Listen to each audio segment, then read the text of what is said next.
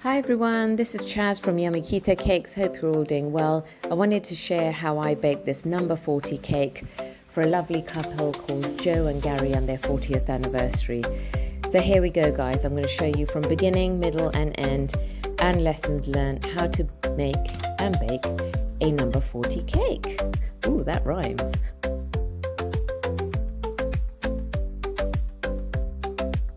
So the brief here guys was to match the colour theme of the invitation, which was the Joe and Gary 40th, as you can see up at the top there. So I used figs, pomegranate, strawberries, blueberries with gold dusting. So here I'm going to make the number 0. As you can see, I've cut through the centre of a sheet cake. Sometimes I make 2 sheet cakes, put one on top of the other. This time I used a larger amount of quantity on the batter and cut through the centre of the sheet cake. Usually I use a stencil when I'm making my number cakes, but for my 0, what I found works best is just the largest bowl I've got in the kitchen, and therefore allows for least amount of wastage. I used my sharpest knife to cut very carefully. One thing I did learn from here is I should have allowed the cake to chill for a lot longer. So when I made the number 4 cake, I did allow it to sit in the freezer for 40 minutes or so, and that gave me a much cleaner cut and less crummy.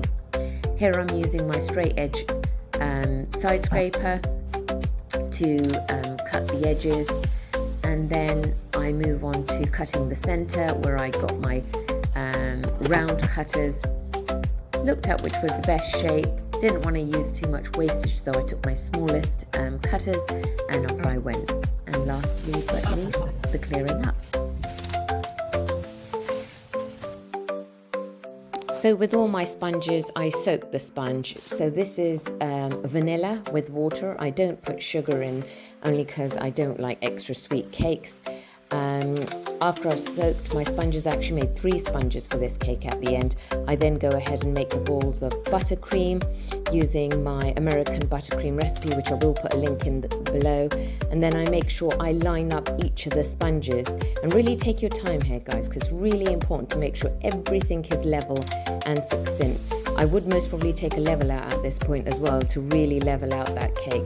The great thing with these balls is it allows you to make larger balls and smaller balls to really level out that sponge and to compensate for where you may have a slightly higher or lower bake.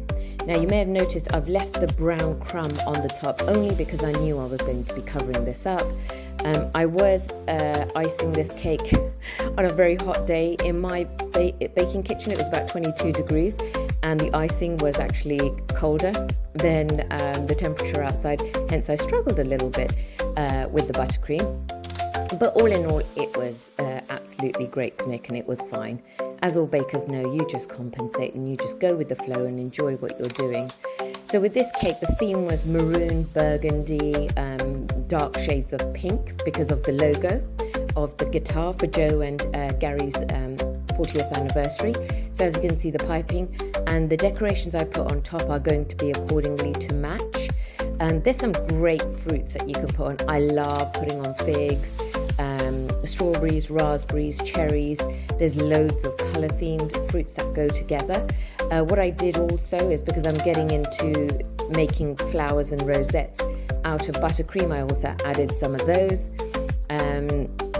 As you can see, I'm piping those, and what I did, I piped those onto a needle and then I froze those flowers so they were easier to apply. So here's me decorating the cake, just filling out the gaps there with some lovely strawberries, went in with some figs and some pomegranate and a few other things. Added flowers in between. I'm now adding in my leaves, as you can see, with my green buttercream. The buttercream I use is American buttercream. I will put a link in the below on how I make my American buttercream. It does come out very nice, silky and smooth, and only has 3 ingredients. Dead simple, guys. What I did add also was some sprinkles. I'm not sure if it needed sprinkles, to be fair, but you guys can let me know in the comments if it needed sprinkles, because I think the pomegranate really exudes the maroon colour, and it's most probably all that I needed. But me, design is everything, and I thought I'd go a little bit extra and add some sprinkles. And as I don't have enough fruit, I then added blueberries, which I put in a dash of gold flour dust there, so that also adds to the wow factor as well. So there we go.